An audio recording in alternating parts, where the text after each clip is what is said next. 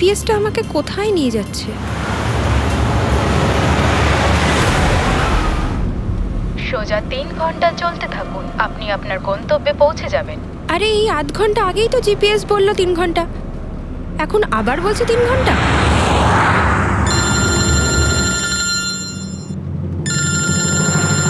Hello.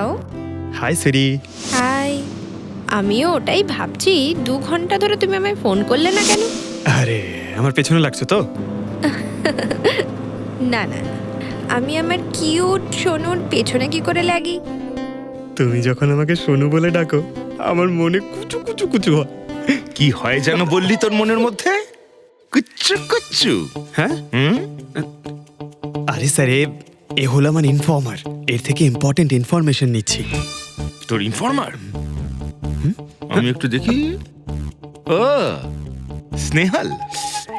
Pankaj, এ তোর কোন informer রে, যার নাম আমি আগে কোনোদিন শুনিনি? আরে স্যার ছাড়ুন না, আমি না একে ম্যাট্রিমোনিয়াল সাইটে পেয়েছিলাম, ভালো বন্ধুত্ব হয়ে গেছে আমাদের মধ্যে। হ্যালো। হ্যাঁ, আরে না না, ওই ফ্রেডি স্যার বলছিলেন যে কিছু না স্যার, পঙ্কজের একটা ইম্পর্টেন্ট ফোন এসেছে। পঙ্কজের ইম্পর্টেন্ট ফোন এসেছে, তা তুমি ওখানে কি করছো? এদিকে এসো। যে ইম্পর্টেন্ট কাজটা দিয়েছিলাম তার কি হলো? 1 মিনিট স্যার। হ্যালো। হ্যাঁ বেবি, সরি, একটা কাজ করছিলাম। আচ্ছা, তুমি কি তোমার হোটেলে পৌঁছে গেছো? হোটেল? এখনো আমি পুনেই পৌঁছতে পারিনি আর তুমি হোটেলের কথা বলছো? কি? তুমি তো কোন সকালে বেরিয়েছো? সেটাই তো, দেখো না এই জিপিএস আমায় কোথায় পৌঁছে দিয়েছে। আমি একটা কাঁচা রাস্তা দিয়ে যাচ্ছি। আরে কাঁচা রাস্তা দিয়ে কেন যাচ্ছো? সোজা হাইওয়ে দিয়ে যাও না। আরে আমি হাইওয়ে দিয়েই যাচ্ছিলাম, জিপিএস দেখালো ওখানে নাকি ট্রাফিক জ্যাম আছে, তাই ভাবলাম শর্টকাট নিয়ে নি, ফেসে গেলাম আমি। আচ্ছা, তুমি একটা কাজ করো, রাস্তা যদি কাউকে দেখতে পাও তাকে রাস্তাটা জিজ্ঞেস করে নাও। হ্যাঁ, আমি কাউকে জিজ্ঞেস করছি। হ্যাঁ, তুমি একটু হোল্ড করো। ওকে।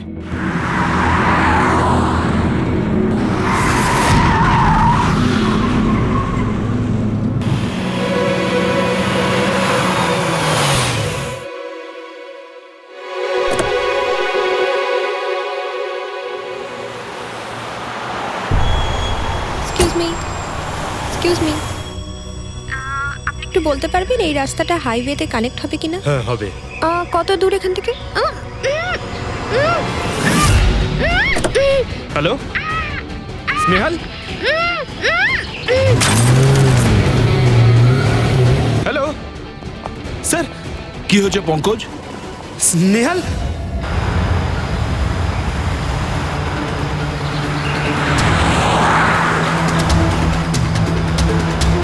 স্যার এটা স্নেহালের গাড়ি স্যার।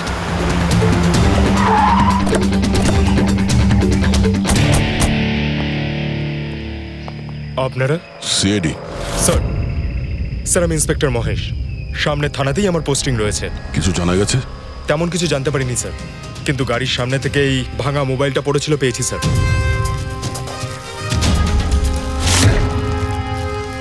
স্যার এটা স্নেহালের স্যার। এটা তো পুরোপুরি ভেঙে গেছে, মনে হচ্ছে কোনো গাড়ি চাপা দিয়ে এটাকে ভেঙে দেওয়া হয়েছে। স্যার হয়তো অপরাধী এই গাড়িটা করেই এসেছিল আর তারপরে ওকে এই গাড়িটা করেই নিয়ে গিয়েছে। স্যার এদেরকে যদি একবার হাতে পাই না, একটাকেও ছাড়বো না। আচ্ছা পঙ্কজ, স্নেহালের কারোর সঙ্গে কোনো শত্রুতা ছিল? স্যার সাদা সিধে মেয়ে ছিল স্যার, ওর কারোর সঙ্গে কোনো শত্রুতা নেই। ঠিক আছে, আমরা স্নেহালকে খুব তাড়াতাড়ি খুঁজে বার করবো। এটা স্নেহালের ব্যাগ, পার্টস, এই ল্যাপটপের মতো দামি জিনিসটাও গাড়িতে? স্যার এই অপরাধটা লুটপাটের জন্য তো শুধু হয়নি।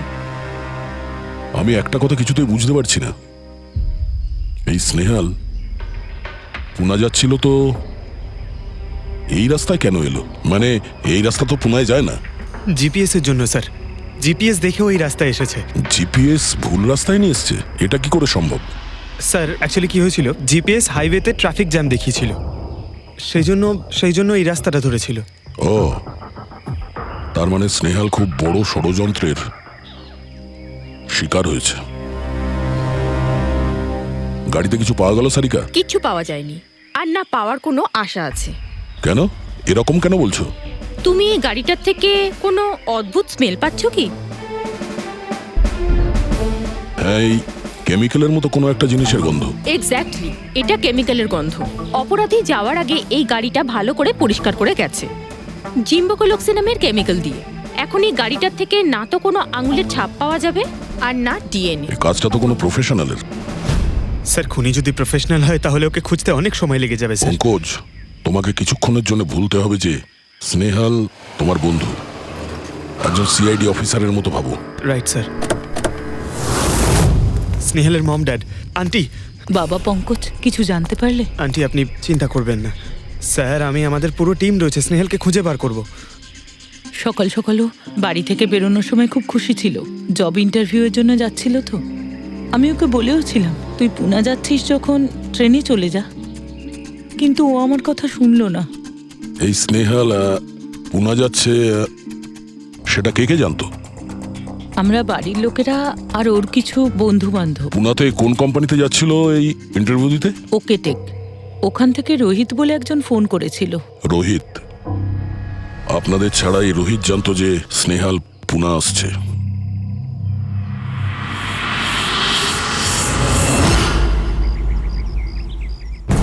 এই ইনফরমেশনটা পেয়ে গেলে স্যার আমরা অনেকটা এগিয়ে যাব।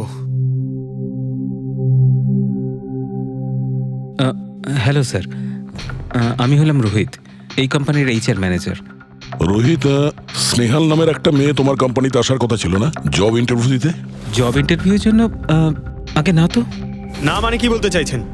এই ইমেলটা আপনাদের কোম্পানি থেকে পাঠিয়েছিল তো?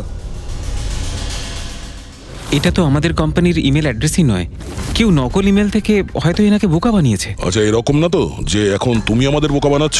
হ্যাঁ স্যার, এই দেখুন আমার কার্ড, এখানে কোম্পানির ইমেল আইডি পরিষ্কার করে লেখা আছে। যদি আপনি চান তাহলে আমি কোম্পানির বসের সাথেও আপনার দেখা করাতে পারি। আমাদের কোম্পানির সমস্ত পজিশনই ফুল আছে, আর এখানে কোনো কাজের জন্য কোনো ইন্টারভিউই চলছে না। স্যার, তার মানে এই ইমেলটাও ওই অপরাধীরাই পাঠিয়েছে। অনেক বড় প্ল্যানিং করেছিল কেউ। সে যেই হোক, স্নেহালের সম্পর্কে অনেক কিছু জানে। পঙ্কজ, একটু ঠান্ডা মাথায় ভেবে তারপরে বলো, স্নেহালের সঙ্গে কারোর কি কোনো শত্রুতা ছিল? না স্যার। আরে একটু ভেবে চিন্তে বলো, হয়তো কখনো বলেছিল কারোর সঙ্গে ঝগড়া হয়েছিল। হ্যাঁ, মনে করো। দেখো ভাই পঙ্কজ, পৃথিবীতে এমন কোনো মানুষ নেই যার কখনো না কখনো কারোর সঙ্গে মনোমালিন্য হয়নি। তবে আরে ছোটখাটো ঝগড়া হয়তো হয়েছিল কারোর সঙ্গে। স্যার ছোটখাটো ঝগড়া হয়তো ওর বন্ধুদের সঙ্গে হয়েছে স্যার, কিন্তু এমন বড় কোনো ব্যাপার হয়নি যে ওকে কেউ এভাবে তুলে নিয়ে যাবে। আর স্যার, স্নেহালের বাড়িতে কোনো কিডন্যাপারের ফোন পর্যন্ত যায়নি মুক্তিপণের টাকা চেয়ে। স্যার ও মিডল ক্লাস ফ্যামিলি থেকে বিলং করে স্যার, আর স্যার কেউ যদি মুক্তিপণ দাবি করে ওরা দিতেও পারবে না। পঙ্কজ, তুমি বলছিলে যে জিপিএস ওকে ভুল রাস্তায় পাঠিয়েছিল, তাই তো? আর জিপিএস থেকে ও বুঝতে পেরেছে যে ট্রাফিক জ্যাম আছে এক্সপ্রেস ওয়েতে, তাই তো? Yes sir. কিন্তু স্যার, ট্রাফিক পুলিশের লোকরা তো বললেন হাইওয়েতে কোনো জ্যামই ছিল না সেদিন। সেটাই তো, তার মানে জিপিএস ওকে ভুল ইনফরমেশন দিয়েছিল। স্যার জিপিএস ভুল ইনফরমেশন কি করে দিতে পারে স্যার? আজকাল তো প্রায় সকলেই জিপিএস ব্যবহার করে। প্রবলেম জিপিএসে নয়, প্রবলেম হলো এটা যে আজকাল যেভাবে computer, mobile phone, laptop hack হয়, সেভাবে জিপিএসও হ্যাক করা যেতে পারে। হ্যাঁ, হতেই পারে। আর অপরাধীরা যেখানে এরকম প্ল্যান করতে পারে তখন জিপিএস হ্যাক করা ওদের কাছে কোনো ব্যাপারই না। স্যার, স্যার বিগত 5-6 মাসে এরকম আরো অনেক লোক আছে যারা স্নেহালের মতনই গায়েব হয়ে গেছে। এদেরও গাড়ি থেকে কিডন্যাপ করা হয়েছে, আর সেই কেমিক্যালও ছেটানো হয়েছিল ওই গাড়িগুলোর মধ্যে যাতে প্রমাণ লোপাট করা যায়। ও মাই গড, কি হয়েছে স্যার? এখনো পর্যন্ত এদের খুঁজেই পাওয়া যায়নি।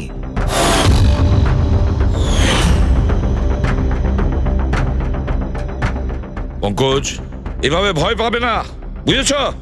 স্নেহালকে আমরা খুঁজে বের করবই, ওর কোনো ক্ষতি হতে দেব না, ভয় পেও না। রবি, দেখো তো ক্রাইম ব্রাঞ্চের ইন্সপেক্টর সমীর, উনি এই কেসটা হ্যান্ডেল করছে, ওনাকে বিরত রাখো।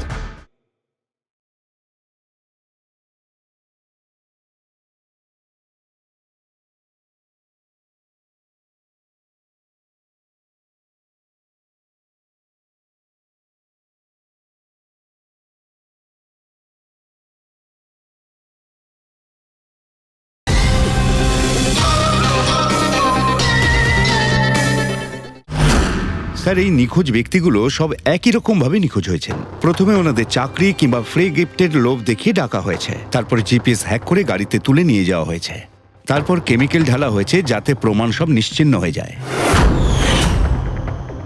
সমীর, সেসব আমরা জেনেই গেছি। যদি নতুন তথ্য কিছু পাওয়া গিয়ে থাকে বা নতুন কিছু যেটা দিয়ে আমরা অপরাধীর কাছে পৌঁছতে পারি। স্যার গত মাসে এরকম নতুন কিছু একটা পেয়েছিলাম আমি। স্যার দাঁড়ান, এখানেই দাঁড়ান স্যার।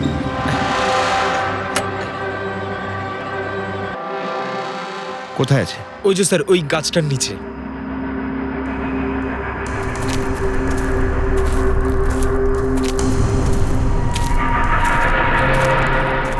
কি হলো, চলো। না স্যার, আপনি যান। আরে ঘাবড়াচ্ছ কেন? আমি আছি তো তোমার সঙ্গে। এসো। না স্যার, আমার ভয় লাগে ভীষণ। আচ্ছা, জায়গাটা কোথায়? ওই যে স্যার, ওইখানে গাছটার নিচে। দাও, আমাকে দাও।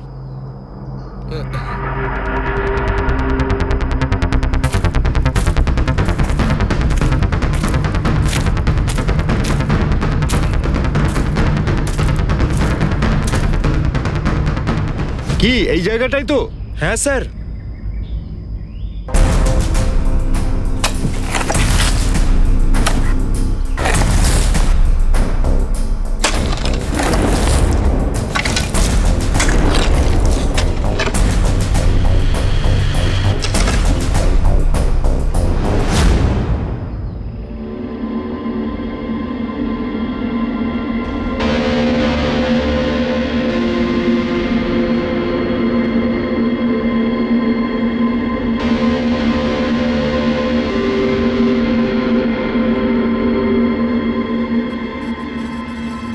নিখোঁজ লোকেদের মধ্যে একজনকে অ্যাসিড ঢেলে পুরো পুড়িয়ে দেওয়া হয়েছিল।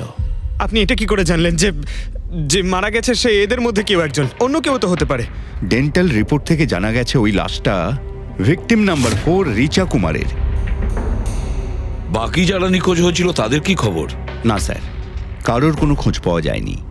রিচার সাথে যা হয়েছে তা দেখে আমার মনে হচ্ছে না যে ওনাদের মধ্যে আদৌ কেউ আর বেঁচে আছেন। স্যার, তার মানে স্যার স্নেহালও বাঁচবে না। স্নেহালকেও মেরে ফেলবে স্যার। পঙ্কজ, দেখ, নিয়ে যাও ওকে বাইরে। পঙ্কজ, আয় ভাই। স্যার, হতে পারে এটা কোনো সিরিয়াল কিলারের কাজ, হয়তো। না পুরবি, আমার তো মনে হয় না এটা কোনো সিরিয়াল কিলারের কাজ। কারণ নর্মালি সিরিয়াল কিলারের একটা প্যাটার্ন আছে, প্যাটার্ন খুন করার, কাউকে মেরে ফেলার। কিন্তু না না, জানি না কেন, তবুও সিরিয়াল কিলার মনে হচ্ছে না আমার। এই দেখো, সে যেই হোক, এ তো যাকে তাকে মারছে। সে কোনো মেয়ে বা মহিলা হোক বা কোনো পুরুষই হোক। এই দেখো, এরা হলো সবাই স্টুডেন্ট, বয়সটাও এদের কাছে কোনো ব্যাপার না। এটা নিশ্চয়ই অন্য কোনো ব্যাপার। এই দেখো, এই নাতাশা বেচারি তো, আরে নাতাশার সঙ্গে যখন দুর্ঘটনা ঘটে তখন ওর সঙ্গে ওর বয়ফ্রেন্ডও ছিল, কুলদীপ নাম ওর। হ্যাঁ স্যার, আমি ওনাকে 3 বার জিজ্ঞাসাবাদ করেছি, তারপরে কিন্তু বিশেষ কিছু আমি জানতে পারিনি। কুলদীপ? স্যার, এটা আমার ভুল। আমার সেদিন নাতাশাকে একা গাড়িতে ছেড়ে যাওয়া উচিত হয়নি। সবকিছু শুরু থেকে বলো, সব কথা ডিটেলে। স্যার, নাতাশা এমআইবি কোম্পানিতে রিসেপশনিস্টের জব করত। তখনই একদিন হঠাৎ করে কোনো বড় কোম্পানি থেকে ভালো জবের অফার এসেছিল। Sir, 1 minute.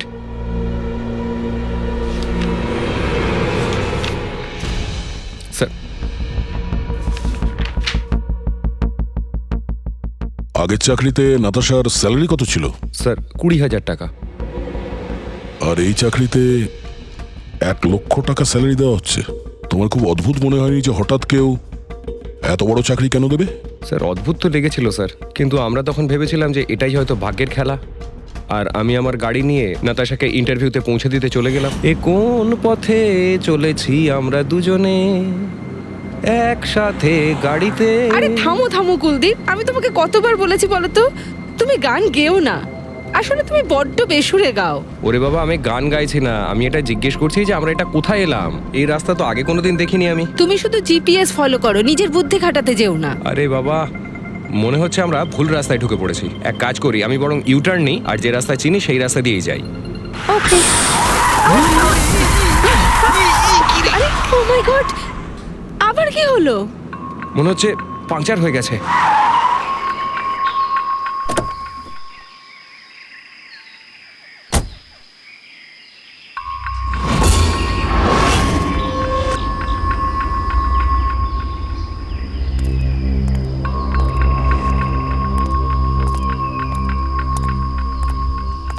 ও নো, দেখো দুটো টায়ারই পাংচার হয়ে গেছে, একটা হলে তো পাল্টানো যেত। তাহলে এবার কি করব? এখানে ট্যাক্সি, অটো কিছুই তো পাওয়া যাবে না। দাদা দাদা দাদা, এক মিনিট। এখানে আশেপাশে কত মেকানিক পাওয়া যাবে? হ্যাঁ আছে তো, 2 কিলোমিটার সামনেই আছে। কি হয়েছে, পাঞ্চার হয়ে গেছে নাকি? হ্যাঁ দাদা, আমাকে একটু ছেড়ে দেবেন?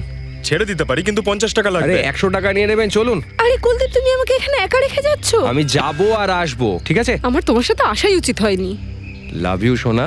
10 মিনিট তুমি ভেতরে বসো, বাইরে বেরোবে না, আমি যাবো আর আসবো। চলো চলো। ও আমাকে বলেও ছিল যে আমি ওকে যেন একলা ছেড়ে না যাই। যদি আমি ওর কথাটা শুনতাম গো। তারপর তুমি মেকানিককে নিয়ে ওখানে পৌঁছলে, আর ওখানে নাতাশা ছিল না? না স্যার। স্যার, ওই বাইকের লোকটা এদের সঙ্গে মিলে আছে। হতে পারে। তুমি ওই বাইকওয়ালাকে দেখেছো? কিছু মনে আছে? না স্যার, ও তো হেলমেট পরেছিল। আচ্ছা, ওই বাইকের নাম্বার মনে আছে? না স্যার, সেই সময় আমার নাতাশাকে ইন্টারভিউ পৌঁছে দেবার তাড়া ছিল, তাই খেয়াল করিনি। আচ্ছা, এই নাতাশা কোনো ডায়েরি কিছু লিখতো? আমি বলতে চাইছি যে সারাদিন কি করেছে, কিংবা মিটিং শিডিউলস। ডায়েরি তো নেই, কিন্তু হ্যাঁ ল্যাপটপ আছে, যাতে ও নিজের জরুরি বিষয়গুলো লিখে রাখতো। দেখান। একটু খোলো এটাকে। পাসওয়ার্ড 20/04/1987। এটা নাতাশা? আগে হ্যাঁ স্যার। এই দুর্ঘটনা ঘটেছিল 6 মার্চ। দেখো তো দুর্ঘটনার আগেও কোথায় গেছিল। ওর শিডিউলটা চেক করো।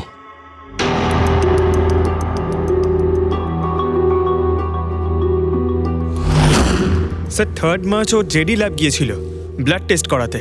হ্যাঁ তো? স্যার 1 সপ্তাহ আগে স্নেহালও ওখানে গিয়েছিল জেডি ল্যাবে। কি বোরিং ফিল্ম দেখালে তুমি আমাকে, জানো মাথা ধরে গেল। হ্যাঁ, ফিল্মটা একদম বোরিং ছিল না। আরে কি বোরিং ফিল্ম ছিল। আমার খুব খিদে পেয়েছে, চলো ওখানে কি কিছু খেয়ে নি। না, আমি খেতে পারবো না, তুমি খেয়ে নাও। আমাকে এখন 12 আওয়ার্স ফাস্টিং করতে হবে, আমার কাল ব্লাড টেস্ট আছে। Blood test? তোমার কি হয়েছে? Relax, it's just a blood test, normal routine checkup. আরে বাবা, তুমি তো ভয় দেখিয়ে দিয়েছিলে আমায়। আচ্ছা, ব্লাড টেস্টে ভয় পেয়ে গেলে, আর যদি আমার কিছু হয়ে যায় তখন কি করবে? তখন অন্য কেউ চলে আসবে। কি? অন্য কেউ? হ্যাঁ, অন্য কেউ? তুমি বলার সাহস হলো কি করে? আমাকে মেরো না তুমি, এখানে আমার একটা সম্মান আছে। I love you, I love you, I love you. আরে তোমার কিছু হতেই দেব না। স্যার, হ্যাঁ। যা সন্দেহ করেছিলাম তাই হলো। সব ভিকটিমই গায়েব হয়ে যাওয়ার ঠিক আগে ব্লাড টেস্ট করিয়েছিল ওই জেডি ল্যাব থেকে। জেডি ল্যাব থেকে? ঠিক আছে, একটা সূত্র তো পাওয়া গেল। আর স্যার, যাদের বাছা হয়েছিল তাদের কাছে একটা বিশেষ ইমেল এসেছিল টেস্টের কয়েকদিন আগে। কিরকম ইমেল? স্যার, ওই ইমেলে এটা লেখা ছিল যে ওরা পুরো টেস্টটাই 500 টাকায় করতে পারবে। স্যার, এরকম ইমেল তো স্নেহালের কাছেও এসেছিল। কি? 500 টাকায় তো আজকাল একটা টেস্ট করানো সম্ভব নয়। বস একটু দেখি কি কি আছে। হ্যাঁ, দেখো একবার।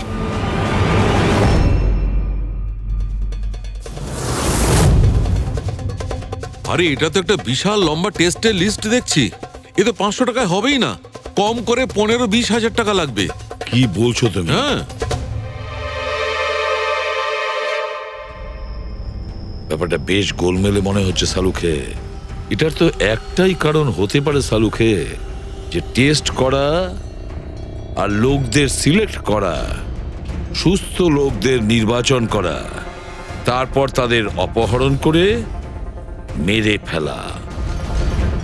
কিন্তু কেন ওরা মারছে?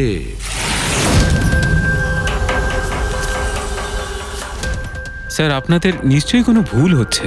500 টাকাতে এতগুলো রিপোর্ট করা সম্ভবই নয়। এটা তো আমরাও বলছি। এতগুলো টেস্ট 500 টাকা কি করে হয়? এই ল্যাব এত দয়ালু কি করে হয়ে গেল যে এত কম টাকায় এতগুলো টেস্ট করছে? স্যার, আমরা এরকম কোনো মেল পাঠাইনি। আচ্ছা, ওসব ছাড়ো। ঠিকঠাক বলবে নাকি আরো কিছু পদ্ধতি অবলম্বন করতে হবে আমাদের? 1 মিনিট স্যার। আপনি এভাবে মিথ্যে অভিযোগ দিয়ে আমাদের ভয় দেখাতে পারেন না। আপনি যাদের নাম বলছেন তারা তো আমাদের ল্যাবে আসেইনি। এই দেখুন, এটা হলো আমরা আমাদের জানি যে records। ওরা এখানে আসেনি। ওদের বাড়ির লোক বলেছে যে এই ল্যাব থেকে হোম টেকনিশিয়ান গিয়েছিল ওদের বাড়িতে ব্লাড স্যাম্পল নেওয়ার জন্য। ডাকো সবাইকে।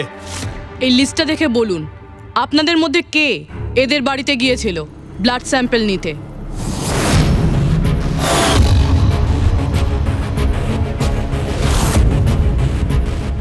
আমি যাইনি স্যার। আমি যাইনি স্যার। আমিও যাইনি স্যার। কেউ যায়নি? তাহলে ব্লাড স্যাম্পল নিজে থেকেই ওদের ঘর থেকে উড়ে এখানে চলে এলো? হ্যাঁ, এই ফিস করাটা বন্ধ করুন, জোরে বলুন, নাকি সিআইডি ব্যুরোতে গিয়ে কথা বলবো? স্যার, অ্যাকচুয়ালি আপনারা ঠিকই বলেছেন, আমরা ভিকটিমদের বাড়ি যাইনি, বরং ওরা এখানে এসেছিলেন টেস্ট করাতে। কিন্তু সেই দিন নয় যেদিন আপনি বলছেন। এই দেখুন, কয়েক মাস আগে এসেছিলেন ব্লাড টেস্ট করাতে, ওইসব রিপোর্টস করাতে নয়। অর্ধেক সত্য তো তুমি বলে দিয়েছো, এবার পুরোটাই বলে দাও। কি করেছো তোমরা এদের সাথে? বলছি তো আমরা কিচ্ছু করিনি। নিশ্চয়ই কেউ আমাদের নাম নিয়ে নকল ইমেল পাঠিয়েছে। কিন্তু ওই নকল ইমেল পাঠানো লোকেরা কি করে জানলো যে তোমার ল্যাবে কোন কোন পেশেন্ট এসছে ব্লাড টেস্ট করানোর জন্য? তার মানে কেউ তো আছে এই ল্যাবে যে ওই অপরাধীদের এই ডিটেল দিচ্ছিল। কে? আচ্ছা, একটা কথা বলুন, যতগুলো লোক নিখোঁজ হয়েছে তাদের সবার যে ব্লাড রিপোর্ট এসছে তার কোনো কমন ব্যাপার আছে? কোনো কমন একই রকম রোগ কিংবা ব্লাড গ্রুপ এক? না স্যার, কিছুই কমন ছিল না। সবার ব্লাড গ্রুপ একদম আলাদা আলাদা ছিল, কোনো অসুখও ছিল না। মানে সবার রিপোর্টই ঠিক ছিল? পুরবী, পঙ্কজ, এদের সবাইকে গাড়িতে বসাও, ব্যুরো নিয়ে চলো এদের। কিন্তু আমি তো কিছুই করিনি স্যার। আমি একদম সত্যি বলছি স্যার, আমি সম্পূর্ণ নিরপরাধ। স্যার, আমিও তো কিছু করিনি।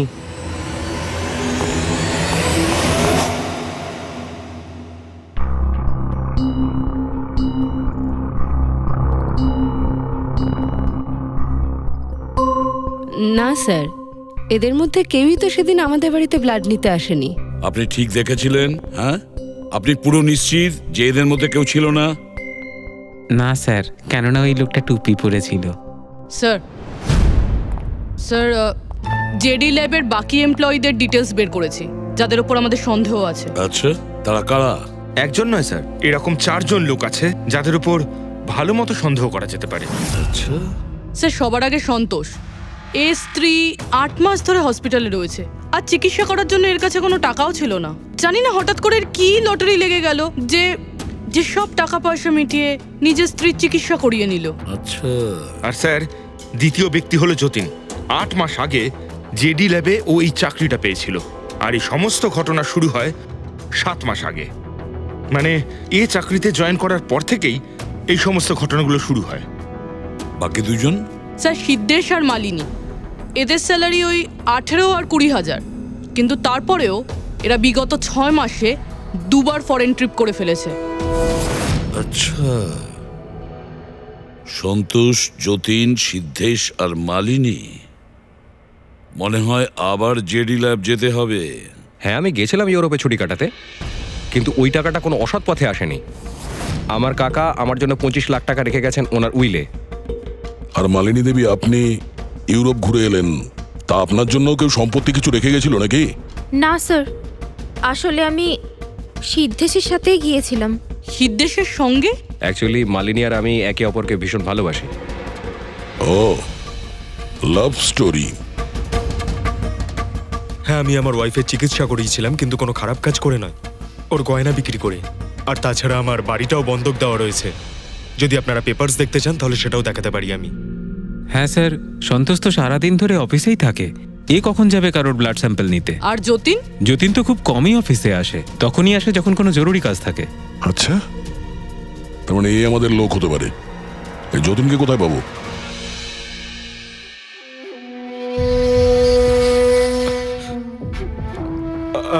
আমি কথা দিচ্ছি স্যার, কাউকে কিচ্ছু বলবো না, আমি কিচ্ছু বলবো না কাউকে। এই শপথ বাক্য সিনেমাতেই ভালো লাগে, বুঝেছো? আর আমাদের কাজের নিয়ম তো খুব ভালো করেই তুমি জানো। স্যার, আমি শহর ছেড়ে চলে যাবো স্যার, আমি এই দেশটাই ছেড়ে চলে যাবো। ওরা আমাকে কোনোদিনও খুঁজে পাবে না sir. Sir please sir. Jatin, নিজের আর আমাদের সময় একদম নষ্ট করো না। যার যখন চোখ বন্ধ করার সময় আসবে তাকে তো চোখ বন্ধ করতেই হবে, বুঝেছো?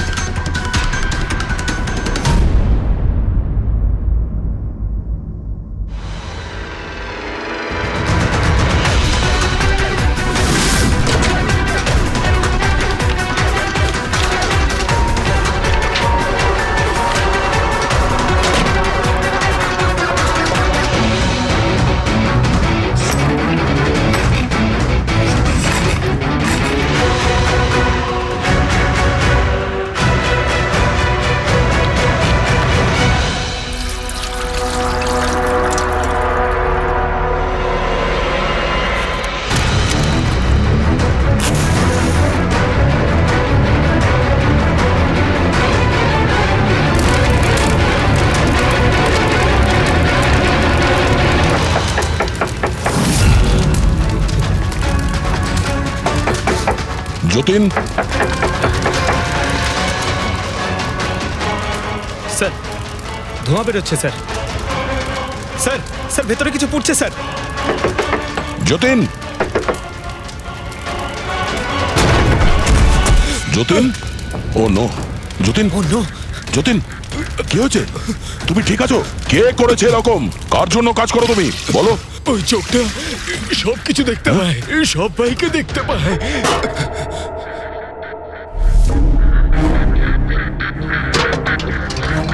কি? যতীন, যতীন, যতীন, ও ওই চোখটা সবকিছু দেখতে পায়।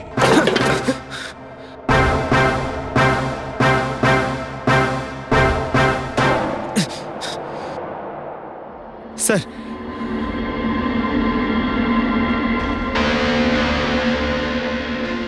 স্যার হয়তো হার্ড ডিস্ক থেকে কিছু জানা যেতে পারে। বস, মেক্রি ডেনথোনিং নামের বিষের জন্য এ মারা গেছে। মেক্রি ডেনথোনিন? আরে এটা তো সেই বিষটা না যেটা কারো শরীরে প্রবেশ করার মাত্র 5 মিনিটের মধ্যে লোকটা মারা যায়? হ্যাঁ স্যার, খুবই মারাত্মক বিষ। আর এই বিষটা খুবই গোপনভাবে লুকিয়ে রাখা হয়েছিল এর এই আংটিটার মধ্যে বস, এইটাতে, এই আংটিতে লুকিয়ে রাখা হয়েছিল। এই দেখো,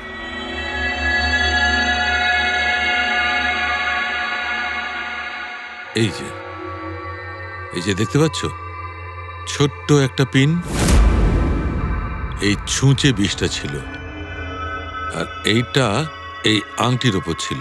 আর বস, এই আংটিটার ওপরটাকে যদি এভাবে ঘোরানো হয় তখন এই পিনটা বাইরে বেরিয়ে আসে এইভাবে। আর যখনই এই সূঁচটা ওর আঙুলে ফুটে যায় সঙ্গে সঙ্গেই বিষটা ওর সারা শরীরে ছড়িয়ে যায়। কিন্তু স্যার, যতীন নিজেকে শেষ করতে যাবে কেন? ফেডরিক, যতীনের ধরা পড়ার ভয় ছিল। একটা কথা তো স্পষ্ট যে যতীন নিজের বসকে, মানে যার হয়ে ও কাজ করত, তাকে খুব ভয় পেত। এত ভয় পেত যে যখন ও জানতে পারে আমরা ওকে ধরতে যাচ্ছি তখন ও সুইসাইড করলো, যাতে ওর সাহায্যে আমরা ওর বসের কাছে পৌঁছতে না পারি, বুঝলে? এই কেসটা শুধু কিডন্যাপিং আর সিরিয়াল কিলিং এর নয়, এটা অনেক বড় চক্রান্ত, খুব বিপজ্জনক বড় একটা চক্রান্ত। এর পেছনে একটা কোনো বড় গ্যাং ইনভলভ, খুব বড় গ্যাং।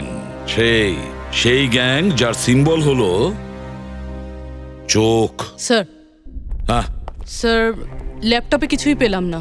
সব ফাইল নিজে নিজেই ডিলিট হয়ে গিয়েছে অটো ডিলিটেশনের জন্য। আর হার্ড ডিস্ক? স্যার হার্ড ডিস্কও ড্যামেজ হয়ে গেছিল, কিন্তু একটা লিস্ট আমরা রিকভার করেছি। হ্যাঁ স্যার।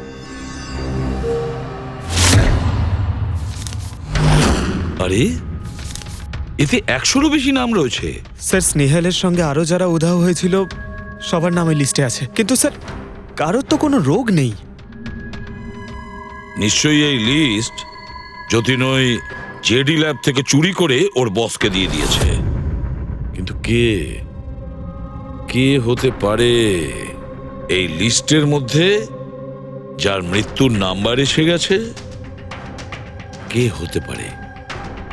একটা কাজ করো, এই লিস্টে যতজন আছে, যতজনের নাম আছে, প্রত্যেককে ফোন করো, সতর্ক করো তাদের, ওদেরকে জানাও যে ওদের প্রাণের ঝুঁকি আছে।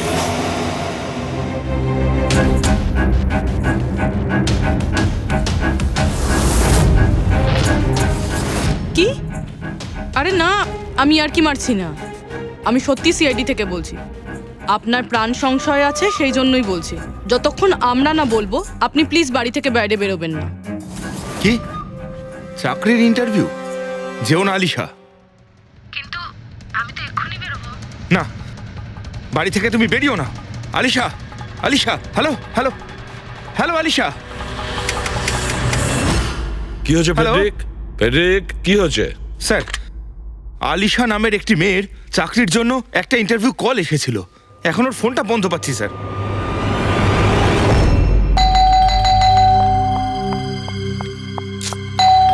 ওহো, এখন আবার কে এলো?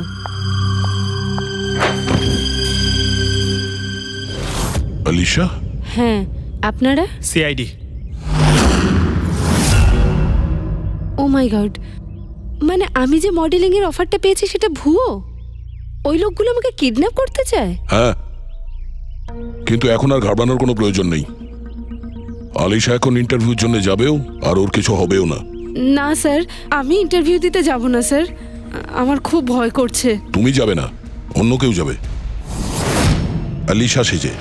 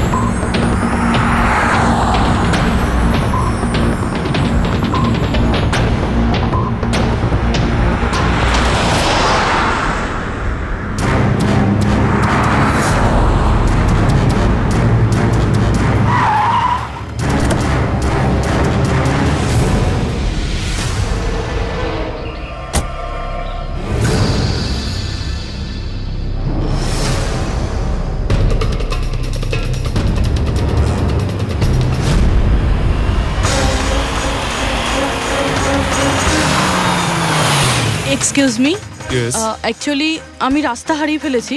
ওই জিপিএস এ কিছু প্রবলেম হয়েছে, তো একটু হেল্প করতে পারবেন? আপনি কোথায় যেতে চান ম্যাডাম? আমার এই সামনেই, আমি এখনই বলছি।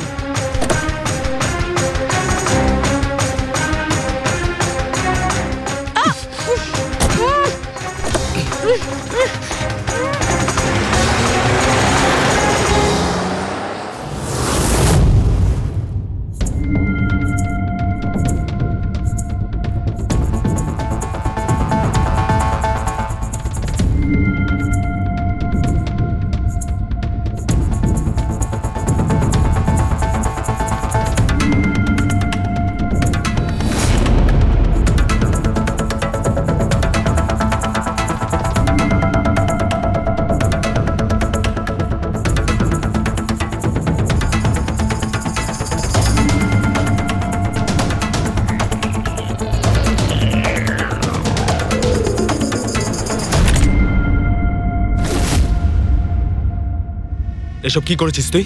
আলিশার বদলে অন্য একজনকে তুলে নিয়ে এসেছিস। আরে ভাই, এতে আমি কি করব? গাড়িটাও আলিশার ছিল আর মোবাইলটাও আলিশারই ছিল। তাহলে আলিশার ব্লাড গ্রুপটা কোথায়? তোকে তো এবার বসই দেখবে।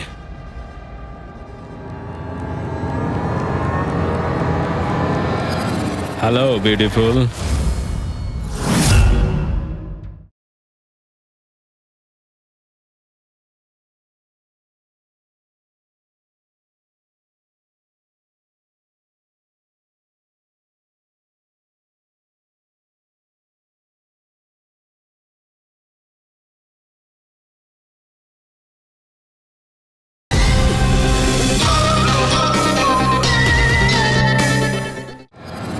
Hello beautiful. আমাকে খুঁজছিলে নাকি? নাও, এসে গেছি আমি তোমার কাছে। হ্যাঁ, চলো। ছাড়, ছাড় আমাকে।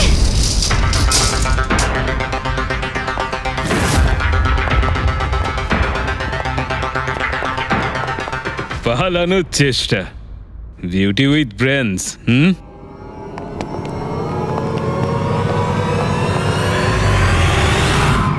কি হলো? তোমরা কি মাছি দাঁড়াচ্ছিলে নাকি? ভাগ্যিস আমি সময় মতো এসে গেছিলাম। তল্লাশি নাও এর ভালো করে।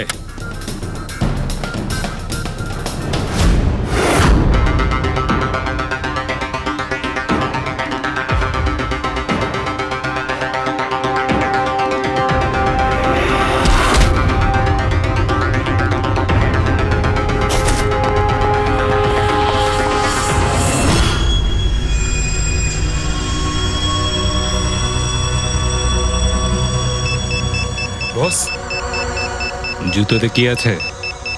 নিজেই দেখে নাও।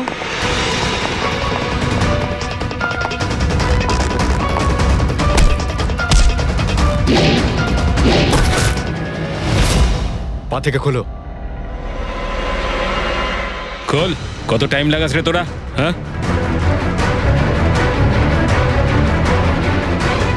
এই কি হয়েছে ভাই? Tracking device.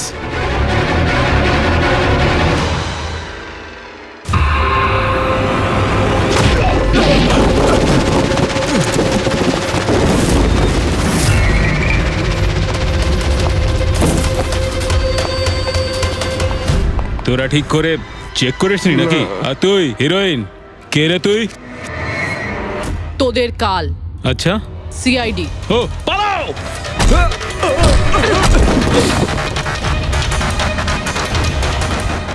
পুরবি, স্যার, স্যার ওইদিকে পালিয়েছে।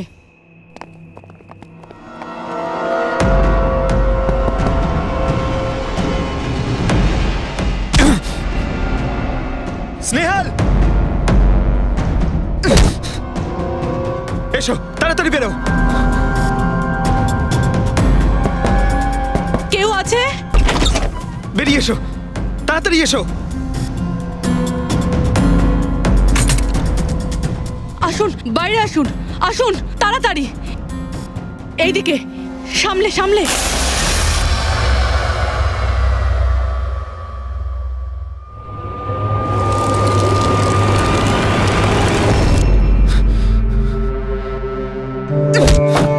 স্নেহাল, পঙ্কজ, তুমি ঠিক আছো তো? ভেবেছিলাম আমি আর এখান থেকে কোনোদিন বেরোতে পারবো না। তুমি যেখানেই থাকতে আমি তোমায় ঠিক খুঁজে বার করতাম। তুমি আমাকে এত ভালোবাসো? আরে তোমাকে খুঁজতে গিয়ে আমার 10 কিলো ওজন কমে গেছে, পাগল। চলো চলো, তাড়াতাড়ি চলো।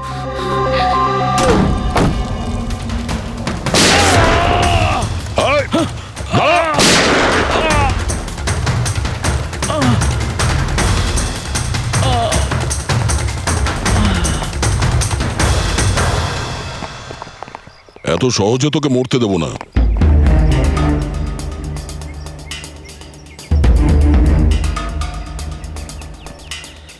বল, এখানে কি হচ্ছিল? কার কথা এসব কাজ করছিলি তুই? আমরা যাদের জন্য কাজ করি না, তোমরা ওদের ব্যাপারে কিচ্ছু জানতে পারবে না। ওদের চোখ তোমাদের দেখতে পাবে, কিন্তু তোমরা ওদের কখনো দেখতে পাবে না। আমরা দেখতে পাবো না? আহা! শরীরের অঙ্গ প্রত্যঙ্গের জন্য, লিভার, কিডনি। আসলে ব্যাপারটা হলো আজকাল সব জিনিস ট্রান্সপ্লান্ট হয়ে যায় তো। কি মানুষের শরীরের অঙ্গ প্রত্যঙ্গ স্মাগলিং এর এত বড় চক্র চলছে? হ্যাঁ, জেডি ল্যাবের মতো এরকম অনেক ল্যাব আছে যেখান থেকে আমরা লোকেদের ডাটাবেস চুরি করি আর ওদের মধ্যে থেকে সুস্থ লোকেদের বাছি, যাতে ওদের অর্গানস বেচে কোটি কোটি টাকা আমরা বিদেশিদের থেকে কামাতে পারি। কোন বিদেশিদের? কোন বিদেশিদের? সারা পৃথিবীর বিদেশিরা একটা স্পেশাল ওয়েবসাইটে আসে যেখানে মানুষের শরীরের আলাদা আলাদা অঙ্গ প্রত্যঙ্গের নিলাম হয়। একবার টাকা আমাদের অ্যাকাউন্টে চলে এলে আমরা ক্লায়েন্টের ব্লাড গ্রুপের লোককে খুঁজে বের করি ওই লিস্ট থেকে। তারপর ওদের 500 টাকা টেস্ট করার জন্য মেসেজ পাঠাস, যাতে এটা জানতে পারিস যে ওদের হাঁটু, লিভার কিংবা হার্ট তোদের ক্লায়েন্টের সঙ্গে ম্যাচ করছে কিনা। হ্যাঁ, একদম ঠিক। ম্যাচ হওয়ার পরে আমরা ওদের ইন্টারভিউয়ের জন্য ডাকি, ঠিক ওই রকম ভাবে যেভাবে একটা মাকড়সা একটা মাছিকে লোভের জালে ফাঁসায়। এইসব বাজে কাজ করার পরেও আবার দাঁত বার করে হাসছিস? নিজের কাজের জন্য একটুও লজ্জা বা অনুতাপ হচ্ছে না তোর? হাসি তো আমার তোমাদেরকে দেখে পাচ্ছে সিআইডি। আমাকে ধরে তোমাদের কি মনে হচ্ছে তোমরা বিরাট বড় তীর মেরে দিয়েছো?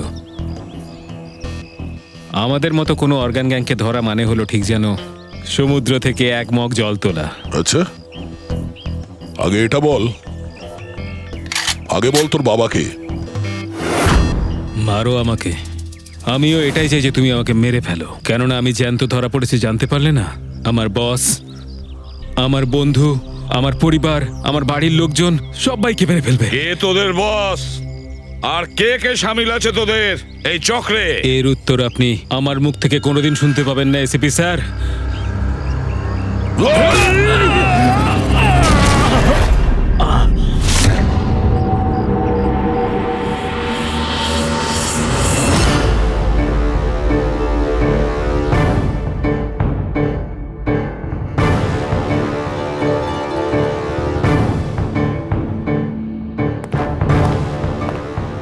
বস, একটা খারাপ খবর আছে। আমাদের অর্গান গ্যাংয়ের চোখ সিআইডির লোকেরা বন্ধ করে দিয়েছে। কিন্তু রণবীরকে দিয়ে সিআইডি কিছু বলাতে পারার আগেই ও আত্মহত্যা করে নিয়েছে। সিআইডির লোক আমার হাজার চোখের মধ্যে একটা চোখ বন্ধ করলে কি আর হবে? একটা চোখ যদি ওরা বন্ধ করে তার বদলে আমরা 100টা চোখ খুলব। এবার তো জমবে আমাদের খেলা।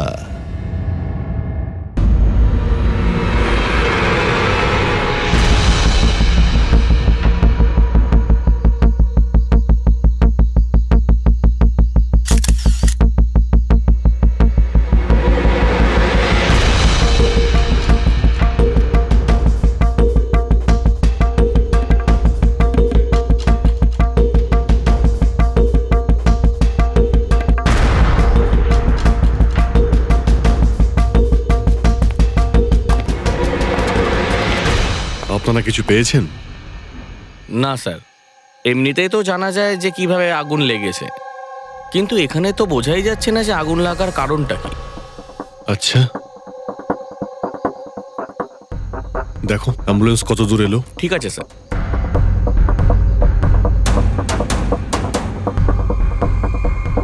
খুব বাজেভাবে ঝলসে গেছে। অদ্ভুত ব্যাপার, জানতেই পারা যাচ্ছে না যে আগুনটা কি করে লাগলো।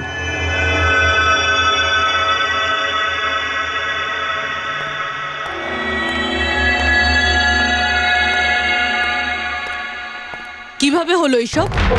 সবকিছু তো একদম ঠিক ছিল, জানি না আগুন কি করে লাগলো। এতজন মানুষের অভিশাপ তো লাগবেই, তাই না? এই, কি বললে তুমি? আমি জানতে পেরেছিলাম স্যার যে দিলীপ স্যার কোনো কোর্টের কেসে ফেঁসে গেছিলেন। খুব বড়সড় কেস ছিল স্যার, কিন্তু কিছুদিন আগে ছাড়াও পেয়ে গেছিলেন। অনেকে এই নিয়ে রেগেও ছিলেন। আচ্ছা, এই ঘটনার সুযোগ নিয়ে কেউ ওকে মেরে দেয়নি তো? না, কোর্টে উনি নির্দোষ প্রমাণিত হয়েছিলেন, উনি কিচ্ছু করেননি। কি কেস ছিল? 9 বছর আগে জামাইবাবু থিয়েটারে আগুন লেগে গিয়েছিল, যার জন্য বেশ কয়েকজন মারাও গিয়েছিল, আর সমস্ত দোষ জামাইবাবুর ঘাড়ে চাপলো। এমনি এমনি কি করে আগুন লাগতে পারে? এটা নিশ্চয়ই কারোর প্ল্যানিং। কাউকে সন্দেহ হচ্ছে আপনাদের? এটা কে করতে পারে? যে কেউ করতে পারে, অনিতাও করতে পারে। কোন অনিতা? টনির ওয়াইফ, ও এখানে এসেও ছিল।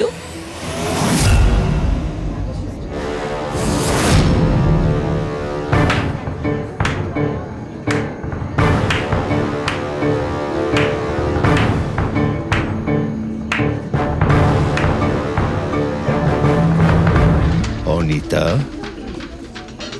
অন্য লোকের ঘর ভেঙে দিয়ে নিজের পরিবারের সঙ্গে এখানে ফুর্তি করা হচ্ছে। ভেরি গুড, ভেরি গুড, বাহ। কিন্তু একটা কথা মনে রেখো, ওই লোকগুলোর মতো তোমরাও ছটফট করে মরবে। সিকিউরিটি, এই চুপ, একদম চেঁচাবি না। বের করো একে বাইরে, বের করো। চলুন ম্যাম, বাইরে চলুন। আউট। মনে হচ্ছে তোদের কি পরিণতি হবে তা নিয়ে কোনো মাথা ব্যথা নেই।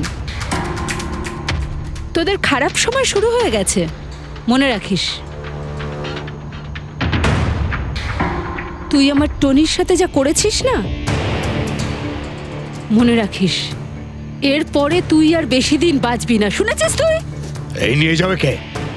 তুই আর বাঁচবি না, নরকে যাবি তুই। আর তাকিয়ে দেখছো কি? নিয়ে যাবে কে? তোকে নরক যন্ত্রণা ভোগ করতে হবে, ছটফট করে মরবি তুই, মনে রাখিস। আরে যা।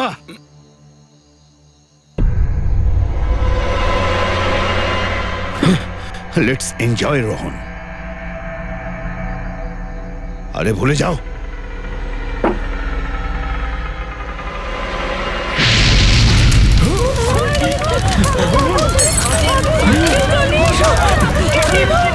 দিলীপ আর রোহনকে যে কেসে ফাঁসানো হয়েছিল সেই কেসেই কোর্ট টনিকে শাস্তি দিয়েছিল।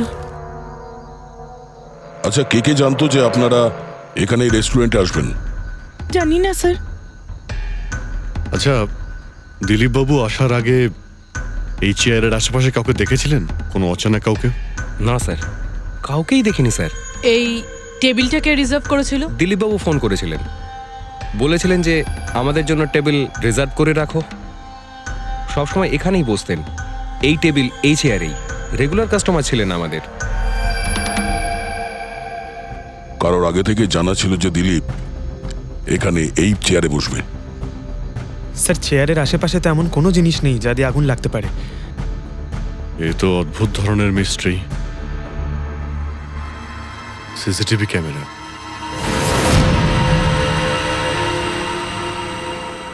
এর ফুটেজ থেকে জানতে পারা যাবে কি হয়েছিল এখানে।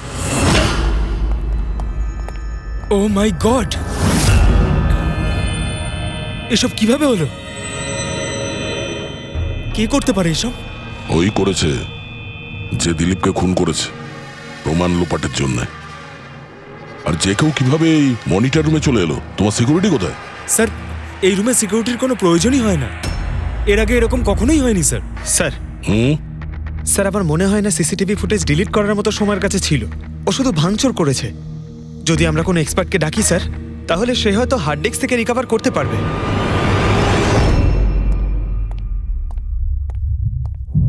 স্যার, হ্যাঁ স্যার 9 বছর আগে দিলীপ আর রোহনের একটা থিয়েটার ছিল যেটায় আগুন লেগে গিয়েছিল। এক্সিট এন্ট্রির দরজা বন্ধ থাকার কারণে 12 জন লোক আগুনে পুড়ে মারা যায়। ভিকটিমদের ফ্যামিলি যখন কেস করে তখন ইনভেস্টিগেশনে জানা যায় যে সেই সময় একজন গার্ড ছিল। হ্যাঁ, টনি। হ্যাঁ স্যার। স্যার, কোর্টে এটা প্রমাণ হয়ে গিয়েছিল যে টনি অনেক মদ খেয়েছিল, আর মদের নেশা সে এতটাই চুর ছিল যে ইমার্জেন্সি এক্সিটের দরজাও খুলতে পারেনি। হ্যাঁ, কিন্তু এই টনির স্ত্রী অনিতা এটা মানতে রাজিই নয় যে ভুলটা টনি করেছিল। স্যার, শুধু উনিই নন, অনেক আর্টিকেল এবং নিউজ পেপারও কিন্তু কোর্টের সিদ্ধান্তের ব্যাপারে কথা বলেছিল। যখন এই ঘটনাটা ঘটেছিল তখন দিলীপ আর রোহনের বিরুদ্ধে সলিড এভিডেন্স ছিল, কিন্তু তারপর কেস চলতে থাকলো। 9 বছর হয়ে গেল। কিছু প্রত্যক্ষদর্শী বয়ান বদলে দিল, আর কিছু লোক বাইরে চলে গিয়েছিল। স্যার, দিলীপ আর রোহন নিশ্চয়ই টাকা আর ক্ষমতার অপব্যবহার করেছে, আর এই কথাটা নিশ্চয়ই টনি জানতে পেরেছিল। ওই হয়তো পাঠিয়েছে অনিতাকে দিলীপকে মারার জন্য। কিন্তু ফেডরিক, যখন অনিতা ওখানে ছিলই না, তাহলে আগুন লাগালো কি করে? না না, সিকিউরিটির লোকেরা তো ওকে বাইরে বের করছিল ওই রেস্টুরেন্ট থেকে। এমন কি জিনিস ছিল যার জন্য হঠাৎ করে আগুন লাগলো? স্যার, হয়তো ডক্টর সালুংখে আমাদের কোনো হেল্প করতে পারে। না হলে অনিতা।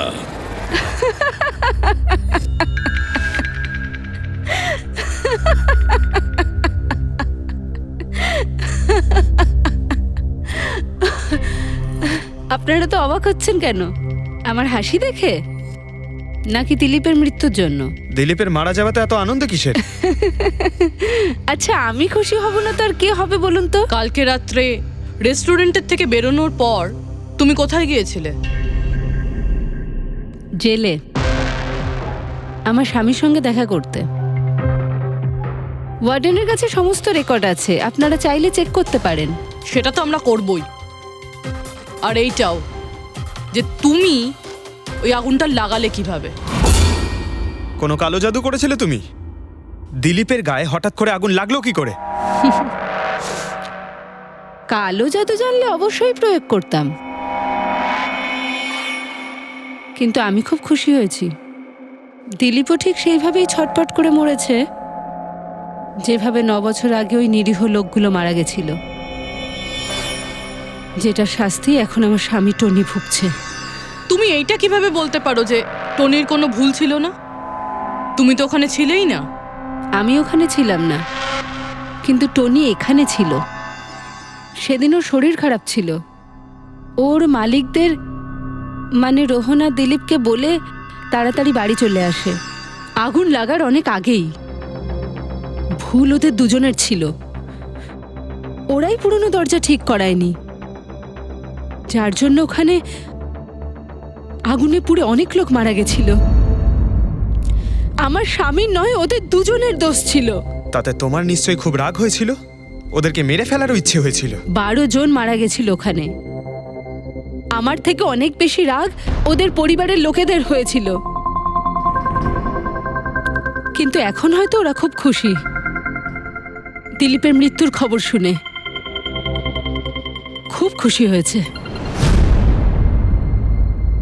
ওরা আরো বেশি আনন্দ পাবে যেদিন রোহন পুড়ে মরবে।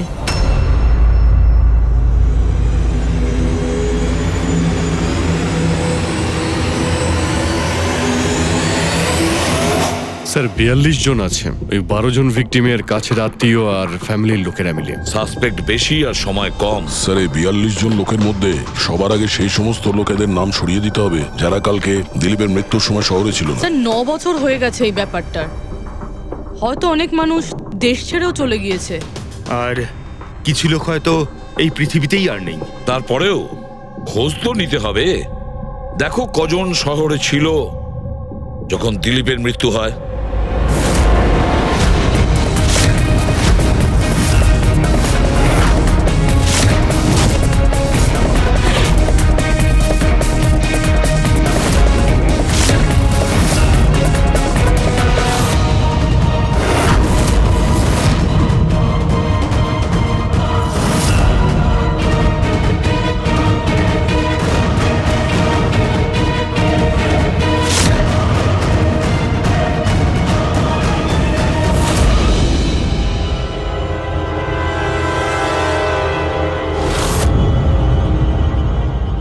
হ্যাঁ পঙ্কজ, কজন এখানে আছে?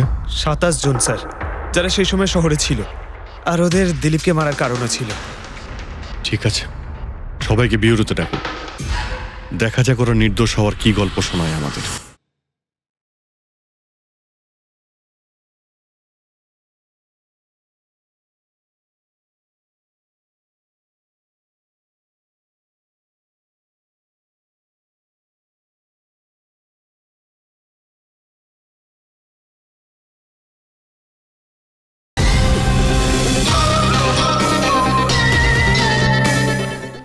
জেমস, তোমার বাবা 9 বছর আগে থিয়েটারে আগুন লাগার কারণে মারা গেছেন, তাই তো? Yes sir. আপনার হাজবেন্ড ফিল্ম একাই দেখতে গিয়েছিলেন? সেই দিন আমি বিজি ছিলাম, তাই উনি একাই চলে যান। কালকে রাত্রে কোথায় ছিলে তুমি? স্যার আমি আমার বন্ধুদের সঙ্গে ছিলাম। স্যার আমি পাসপোর্ট অফিসে গেছিলাম। ওই দুজনকে আমি এমনি এমনি ছেড়ে দেব না। তো কি করেছিলে তুমি? ভেবেছিলাম যে দিলীপের সাথে ফেস টু ফেস দেখা করব, আর ওকে জিজ্ঞেস করব যে তুমি এরকম কেন করলে। স্যার তারপরে আমি আমার বন্ধুদের সাথে বাড়িতে যাই। আমি আমার ওয়াইফের সাথে মলে ছিলাম। স্যার আমার বন্ধুদের জিজ্ঞাসা করতে পারেন। স্যার যদি ওর সাথে আমার দেখা হতো তাহলে ও রেস্টুরেন্টে বেঁচে ফিরতো না। দিলীপ ওর কর্মের শাস্তি পেয়ে গেছে। আমি রেস্টুরেন্ট থেকে জানতে পারলাম যখন যে দিলীপের সাথে কি হয়েছে, তখন মনে শান্তি পেলাম স্যার। আর বাকি থাকলো রোহন, ও তার কর্মের শাস্তি নিশ্চয়ই পাবে। এবার এই 27টা নামের মধ্যে তাদের নামগুলো রেখে দাও যারা ঘুরিয়ে ফিরিয়ে উত্তর দিচ্ছিল, আর যারা নিজেদের উত্তর অনেক আগে থেকেই তৈরি করে রেখেছিল।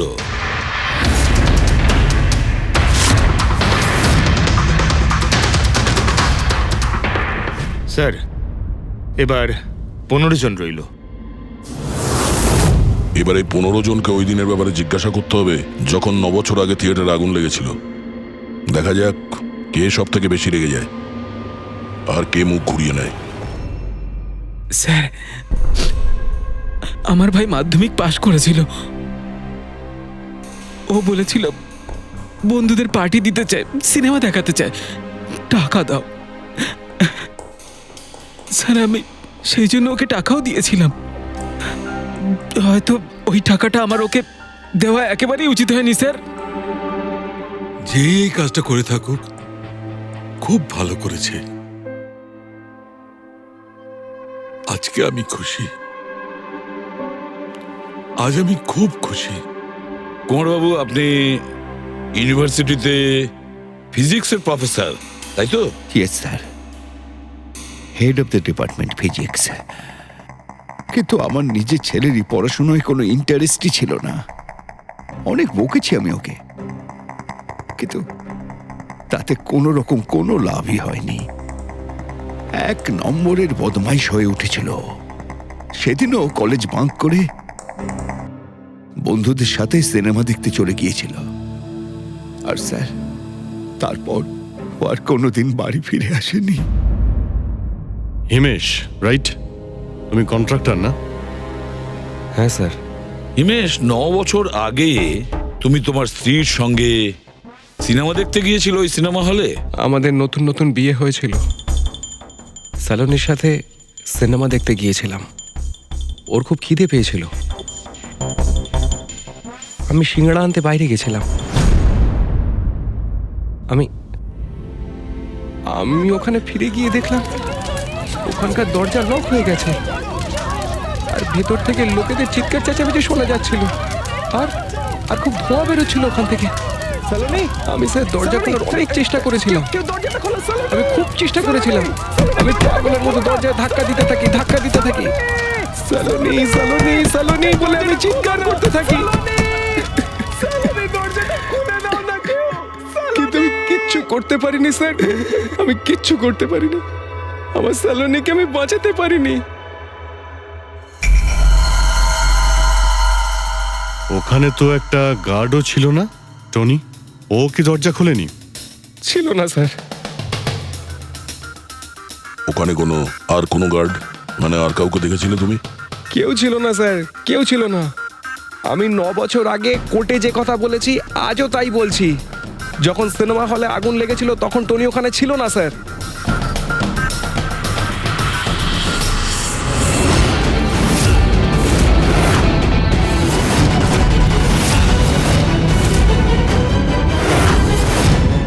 স্যার, এই হলো আমাদের 15 জন সাসপেক্ট যারা দিলীপকে খুন করতে পারে। স্যার, পুলিশ বলছিল যে ফায়ারম্যানরাও বলতে পারেনি যে আগুনের এক্স্যাক্ট সোর্সটা কোথায় ছিল। ওরা তো দেখা মাত্রই জানতে পেরে যায়, তাই না? জানতে পেরে যায় যে ওখানে এমন কি জিনিস ছিল যাতে আগুন ছড়িয়ে পড়ে, কিন্তু ওরা জানতে পারেনি।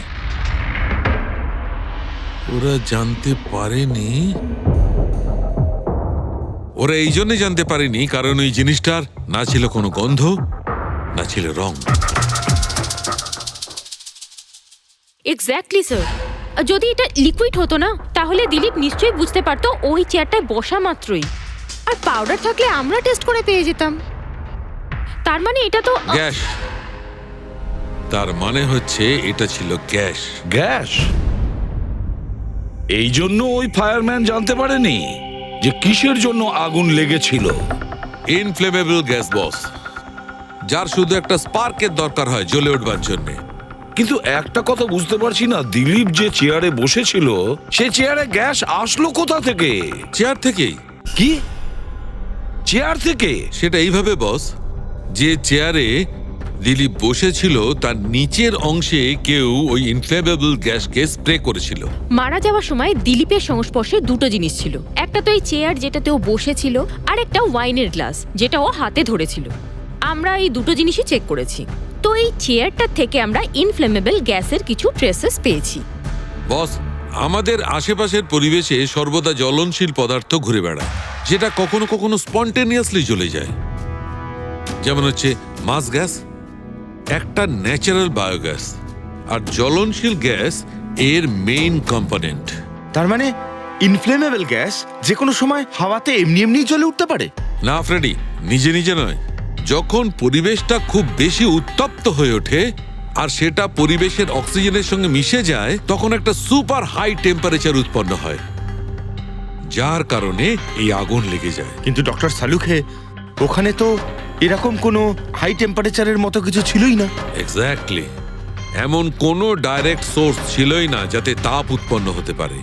বস, এই জন্যে আমার মনে হচ্ছে খুনি কোনো এক্সট্রা ডিভাইস ব্যবহার করেছিল এই এত বেশি টেম্পারেচার উৎপন্ন করার জন্য। আর এই চেয়ারটা তো রেডিই ছিল, এর তো শুধু একটা স্পার্কের দরকার ছিল। কিন্তু স্যার এভাবে কেউ হিট কিভাবে উৎপন্ন করবে? হ্যাঁ, করা যেতে পারে তো। যেমন উদাহরণস্বরূপ ম্যাগনিফাইং গ্লাস। ম্যাগনিফাইং গ্লাস দিয়ে সূর্যের রশ্মিকে বিশেষভাবে ফোকাস করে আমরা ছেলেবেলায় কাগজ পড়াতাম।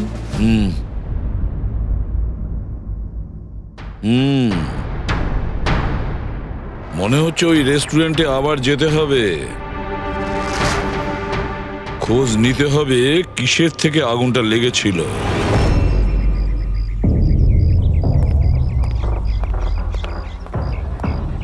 সব জায়গায় দেখে ফেলেছি স্যার, কিন্তু এমন কিচ্ছু খুঁজে পেলাম না যা দিয়ে আগুন লাগতে পারে। আর এটা ওপেন এয়ার রেস্টুরেন্ট। যখন খুনি দিলীপের চেয়ারের নিচে ওই ইনফ্লেমেবল গ্যাস স্প্রে করেছিল, কেউ তো দেখেছিল। সেটাই তো, চেয়ারে হঠাৎই আগুন লেগে যায় আর দিলীপ পুড়ে মারা যায়। কেউ কিছু দেখেনি, আর না আমরা কোনো প্রমাণ পাচ্ছি। স্যার, ওই data expert CCTV footage recover করে ফেলেছে, আপনারা দেখতে পারেন স্যার। গুড। দয়া, তুমি গিয়ে দেখো, ততক্ষণ আমি এখানে দেখছি কিছু পাওয়া যায় কিনা। স্যার, দিলীপ আর ওর ফ্যামিলি আসার 15 মিনিট আগের ফুটেজ এটা।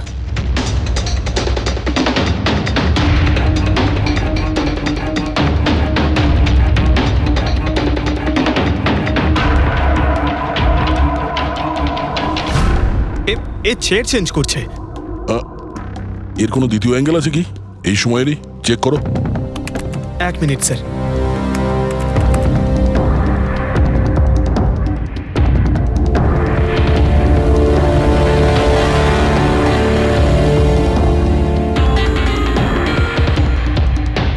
ও চেয়ারটার সঙ্গে কি করছে? গ্যাস স্প্রে করছে নাকি? হ্যাঁ, ও নিজের চেয়ারে গ্যাস স্প্রে করলো, আর ও নিজের চেয়ারের সঙ্গে ওই চেয়ারটা বদলে দিল যেটায় দিলীপ বসতো।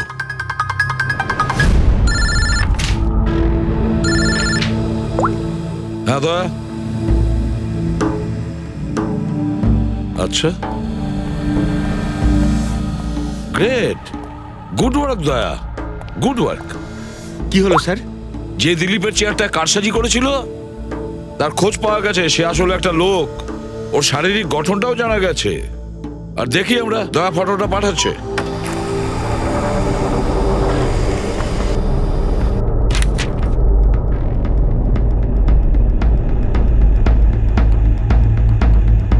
খুনি এই বাকি লোকগুলোর মধ্যেই কেউ একজন,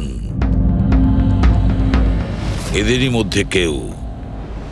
আর এবার এর পরের শিকার রোহান।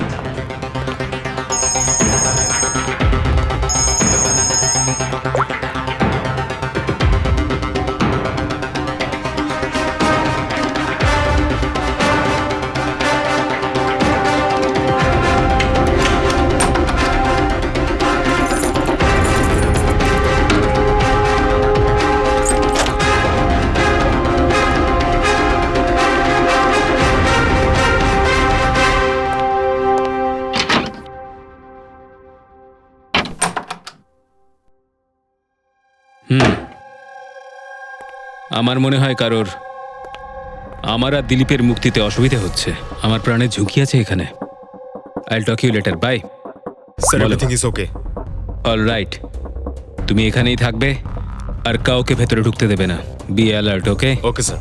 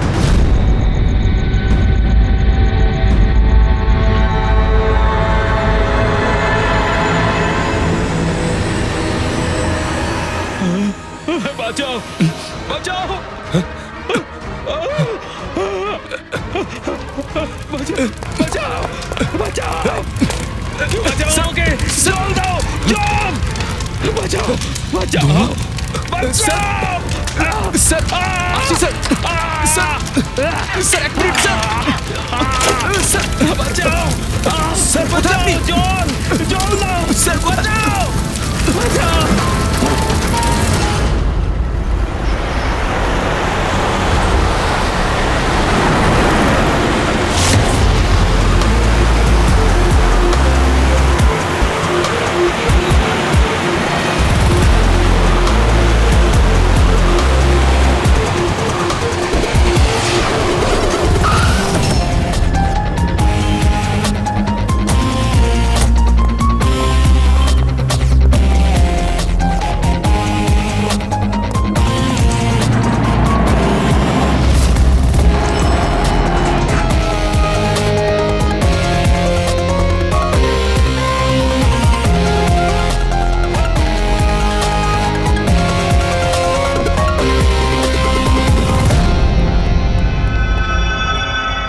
মাই গড,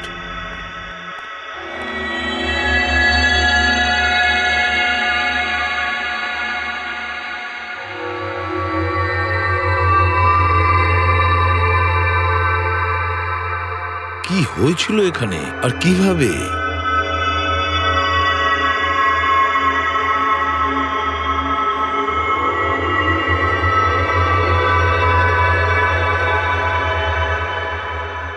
এখানে আর অন্য কোনো জিনিসের স্মেল পাওয়া যাচ্ছে না, শুধু এই পোড়া লাশটার দুর্গন্ধ ছাড়া। মানে স্যার এই মার্ডারটাও ইনফ্লেমেবল গ্যাস দিয়েই করা হয়েছে। হয়তো। এসব হলো কিভাবে? হ্যাঁ স্যার আসলে আমি রোহন স্যারের বডিগার্ড। আচ্ছা, তাহলে আপনারা কোথায় ছিলেন যখন এসব হলো? স্যার রোহন স্যার আমাকে বাইরে পাহারা দিতে বলেছিলেন। তার কিছুক্ষণ পরেই আমি ওনার চিৎকার শুনতে পেয়ে ওনার রুমের দিকে দৌড়ে আসি আর দেখি দরজার চারদিক থেকে ধোঁয়া বেরোচ্ছিল। আমি অন্য চাবি দিয়ে দরজা খুলে ভিতরে যাওয়ার পর দেখলাম যে স্যার ততক্ষণে রোহন স্যার পুড়ে গেছেন। আপনারাও কেউ কিছু জানেন না? অদ্ভুত ব্যাপার, রুমের মধ্যে কোনো সূত্র পাচ্ছি না, শর্ট সার্কিট হয়নি, পর্দাটা ভেতর থেকে বন্ধ, এই উইন্ডোজটা পার্মানেন্টলি ক্লোজড, কেউ বাইরে থেকে ভেতরেও আসতে পারবে না, আর বাইরে থেকে ভেতরে কোনো ভিউও নেই, কেউ দেখতেও পাবে না। তাহলে লোকটা মরলো কিভাবে? এটার থেকে আগুন লেগেছে বস।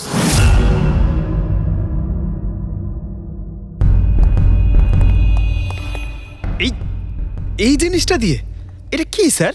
এটা হচ্ছে ফিলামেন্ট। ফিলামেন্ট? ইলেকট্রিক বাল্বের ভেতরের ফিলামেন্ট। যখন এই ফিলামেন্টের ভেতর দিয়ে ইলেকট্রিক পাস করানো হয় তখন এটা গরম হয়ে লাল হয়ে যায়। বস, খুনিও এই টেকনিকটাই ব্যবহার করেছে ওই জ্বলনশীল গ্যাসটাকে জ্বালানোর জন্য। কিন্তু ওই রেস্টুরেন্টে যেখানে দিলীপ মারা গিয়েছিল ওখানে তো আমরা এরকম কোনো ফিলামেন্টের মতন কিছু পাইনি। বস, এত ছোট্ট একটা জিনিস, ওটা খোলা জায়গা, হয়তো কোথাও উড়ে চলে গেছে, কিন্তু এখানে তো পুরো ঘরটাই বন্ধ, তাই জন্যে খাটের তলায় এটা আমি পেয়ে গেছি। কিন্তু স্যার ফিলামেন্ট দিয়ে ইলেকট্রিক পাস করানোর জন্য ওয়্যারসের কোনো না কোনো কানেকশন তো থাকা উচিত বেড পর্যন্ত। আছে, এখানেই নিশ্চয় কোথাও আছে। পুরো বেড চেক করেছি আমরা, রুমটাও চেক করেছি, এরকম কিছুই তো পাইনি আমরা। দয়া, ওই দরজাটা কিসের? ম্যানেজার? Yes sir. ওই দরজার ওপারে কি আছে? স্যার আর একটা রুম আছে, এই রুমের সাথে ওটা কানেক্টেড। এমনিতে এই দরজাটা সিল থাকে, এটাকে কেউ খোলে না স্যার। খুলুন এই দরজাটা। Yes sir. আসুন স্যার।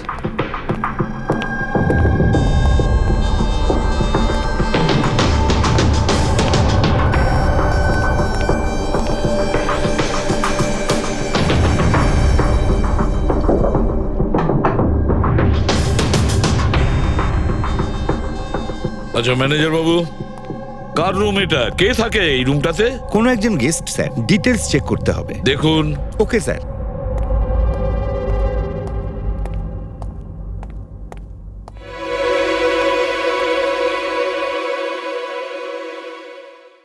স্যার ওখানে ওই রুমের মধ্যে যা হয়েছে স্যার সব এই রুম থেকেই করা হয়েছে স্যার।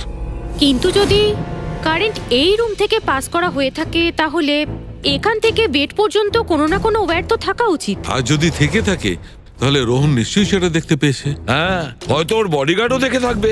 ডাকো তো ওর বডিগার্ডকে। আপনি এদিকে আসুন।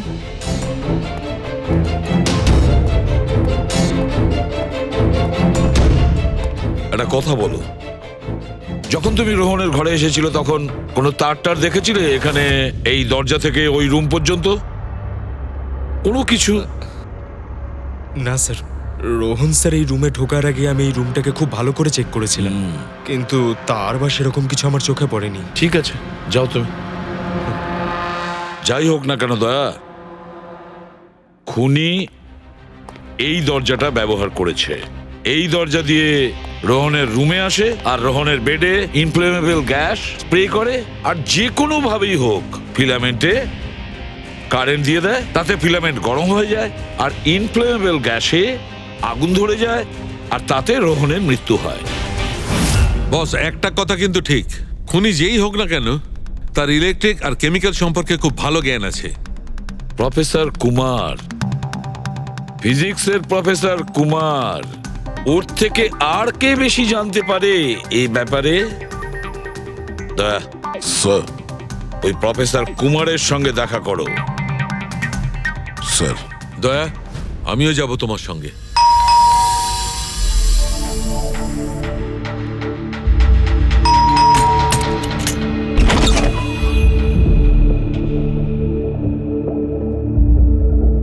প্রফেসর কুমার আছেন বাড়িতে?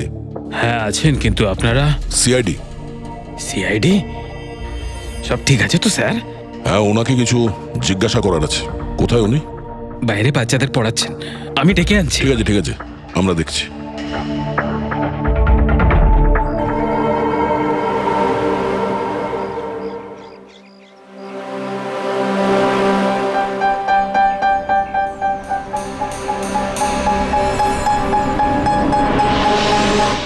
মিস্টার কুমার, আপনার কাছে আমাদের কিছু জিজ্ঞাসাবাদ আছে। বলুন, কি জানতে চান? আপনি এটাকে চেনেন? এটা তো ফিলামেন্ট। গুড, ঠিক চিনেছেন আপনি। আপনি জানেন আমরা এই ফিলামেন্টটা কোথা থেকে পেয়েছি? সেটা তো আপনারাই বলতে পারবেন কোথা থেকে পেয়েছেন। রোহনের বিছানার নিচে। কাল রাত্রে রোহন ওই বিছানাতেই পুড়ে মারা গেছে। হোয়াট? রোহনও মারা গেছে? কাল রাত্রে আপনি কোথায় ছিলেন? রাত 9টা থেকে ভোর 3টে পর্যন্ত। আপনারা আমাকে সন্দেহ করছেন? এটা আমাদের প্রশ্নের উত্তর হলো না মিস্টার কুমার। কাল আমি সারা দিন আর সারা রাত্রি বাড়িতেই ছিলাম। কোনো প্রমাণ? আগে আমার কাজের লোক রামু আর বিকাশ, প্লিজ কাম হিয়ার।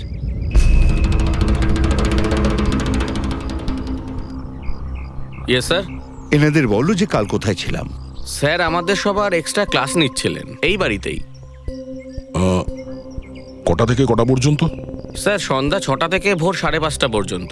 সামনেই আমাদের এক্সাম, তাই আমরাই স্যারকে রিকোয়েস্ট করেছিলাম এক্সট্রা ক্লাস করানোর জন্য।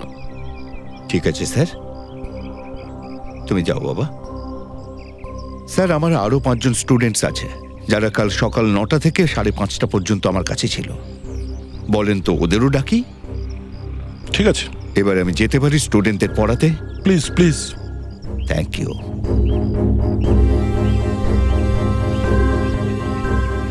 হ্যাঁ, তাহলে আমি যেটা বলছিলাম যে শোল্ডারিং ওয়্যার ছাড়াও আমরা মাদারবোর্ড ফিক্সড করতে পারি with the help of adhesive conductor.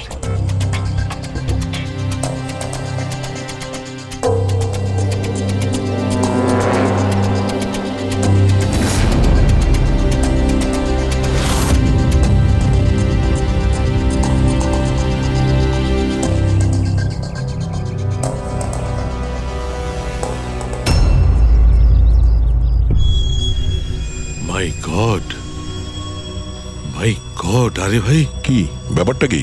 আরে ভাই, এই ভুলটা আমি কি করে করলাম? কি গড, বুড়ো হয়ে গেছি আমি বুড়ো হয়ে গেছি। দয়া, একটা কাজ করবে, 1 ঘন্টা পরে ফরেন্সিক ল্যাবে দেখা করো। একটা জিনিস দেখাবো। 1 ঘন্টা পরে। আরে ওই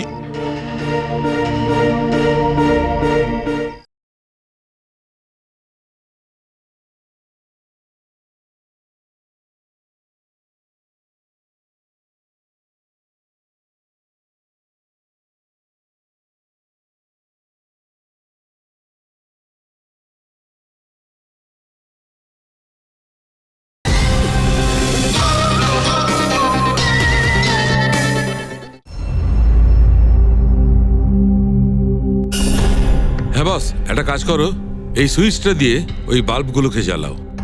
এই সুইচ দিয়ে? এই সুইচ দিয়ে? হ্যাঁ হ্যাঁ, এই সুইচটা দিয়ে। আরে এর মধ্যে কোনো কানেকশন দেওয়া নেই, কিভাবে জ্বলবে? তুমি প্রশ্ন করো না, কখনো কখনো আমার কথাটাও মেনে নাও। কখনো কখনো। এই অন করলাম। কই স্যার, কিছুই তো হলো না। হবে হবে। আরে কি হবে? কিছুই হবে না। হবে ভাই, বিলিভ মি, হবে। 1 মিনিট। আরে ওর শরীর ঠিক আছে তো?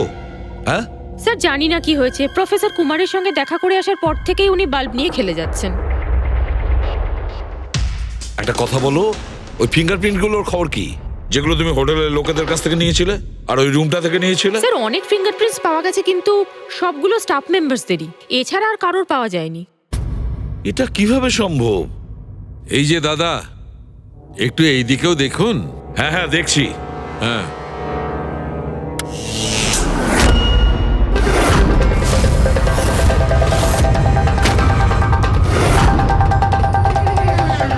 আরে স্যার স্যার এই বাল্বগুলো জ্বললো কিভাবে? এ কি কাণ্ড করলেন ডক্টর সালুকে? কোনো তার ছাড়াই আপনি সবকটা বাল্ব জ্বালিয়ে দিলেন। কিন্তু ডক্টর সালুকে, এটা আপনি করলেন কিভাবে? এটা ঠিক তেমন ভাবেই হয়েছে ফ্রেডি, যেমন ভাবে খুনি করেছিল। ওই দিলীপের চেয়ারটাতে আর রোহনের বেডে। ম্যাজিশিয়ান সালুখে, এবার পরিষ্কার করে বলুন আপনি সব করলেন কিভাবে? কারেন্ট কি হাওয়া থেকে আসলো? হাওয়া থেকে আসেনি বস, তাহলে? কারেন্ট এসেছে ইলেকট্রিক পেইন্টের সাহায্যে। Electric paint? হ্যাঁ, ইলেকট্রিক পেইন্ট। আসলে ইলেকট্রিকের যে তার হয় সেটা মেটালের হয়। Metal is a good conductor of electricity, সেই জন্য কারেন্ট ওর মধ্যে দিয়ে পাস করে। ঠিক একই রকম ভাবে কিছু পেইন্টও আছে যেগুলোকে আমরা ইলেকট্রিক পেইন্ট বলি, আর এটাও গুড কন্ডাক্টর অফ ইলেকট্রিসিটি। এর মধ্যে দিয়েও ইলেকট্রিসিটি পাস করতে পারে। অদ্ভুত ব্যাপার হলো এটা যে কোনো কালারের সঙ্গে মিশে যায়, যেটা খুব সহজে যে কোনো ব্যাকগ্রাউন্ডে মার্জ হতে পারে। ও, এই কারণেই আমরা হোটেলের রুমে আর রেস্টুরেন্টে কিছু দেখতে পাইনি স্যার। এক্স্যাক্টলি দয়া, খুনি আসলে হোটেলের রুমের আর রেস্টুরেন্টের ফ্লোরের দুটোর কালার এই কালারের সঙ্গে ম্যাচ করেছে, এই জন্য আমরা দেখতে পাইনি। তার মানে ইলেকট্রিক কারেন্ট, এই ইলেকট্রিক পেন্ট, এটা কি খুব সহজেই পাওয়া যায়? হ্যাঁ পাওয়া যায়। আসলে এটা ইলেকট্রিক সোল্ডারিং আর রিপেয়ারিং এর কাজে লাগে। আর এটা সবচেয়ে বড় বিশেষত্ব হলো যে এটা সাধারণত খালি চোখে এটা দেখা যায় না, শুধুমাত্র ইনফ্রারেড লাইটেই এটা দেখা যায়। আমি দেখাচ্ছি।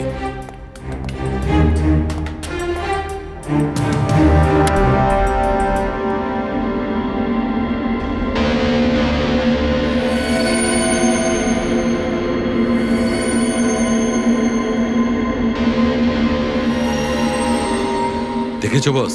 হ্যাঁ, খনিও ঠিক এইভাবেই ইলেকট্রিক পেইন্টের ব্যবহার করেছে আর এই সার্কিট তৈরি করেছে।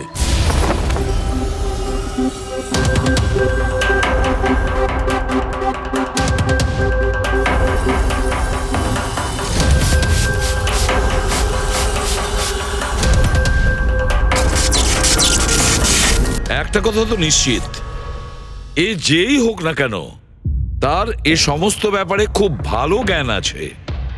কিন্তু স্যার এদের মধ্যে খুনিকে? ওই প্রফেসরের সঙ্গে তো কথা বলে নিয়েছি স্যার, ও তো না।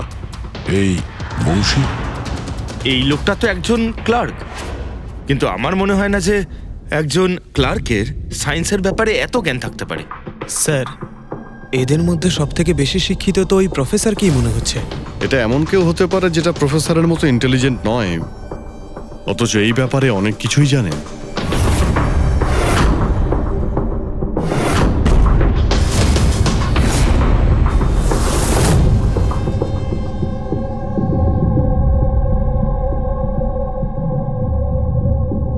সেই লোকটা এ অভিজিৎ, এই লোকটাই সে।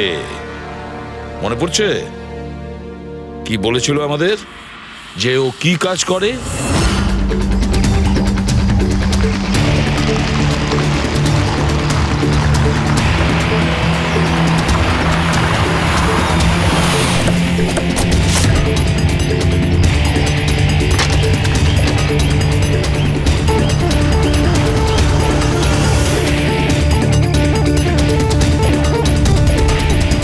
যাওয়া যাক শ্বশুর বাড়ি।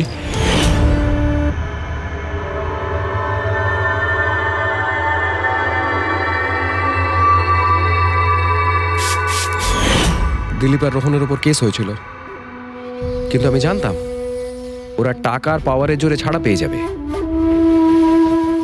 কিন্তু ওদের কাছে টাকা থাকলে আমার কাছে ছিল বুদ্ধি। অনেক মাস ধরে ওদের আমি ফলো করেছি, ওরা কোথায় যাচ্ছে, কি করছে, কার সাথে দেখা করছে, সবকিছু। আর শেষ পর্যন্ত ওদের দুজনকে মারার উপায় আমি পেয়েই যাই, ইলেকট্রিক পেন্ট আর সার্কিটের মাধ্যমে। এই দুটো জিনিসের বিষয়ে আমি খুব ভালো করে জানতাম। ব্যাস দিয়ে দিলাম দুজনকে শাস্তি। দুজনকে মেরে ফেলেছি জ্যান্ত পুড়িয়ে, যেভাবে ওরা আমার সালোনিকে মেরেছিল। হিমেশ, তোমার স্ত্রীর সঙ্গে যা কিছু হয়েছে সেটার জন্য আমরা সবাই দুঃখিত, কিন্তু দিলীপ আর রোহনকে মেরে তুমি কি পেলে? তুমি কি ফিরে পেলে তোমার স্ত্রীকে? প্রতিশোধের আগুনে পুড়ে তুমি দুজনকে মারলে। আইন তোমাকে কোনোদিন ক্ষমা করবে না, কঠোর থেকে কঠোরতম শাস্তি হবে তোমার।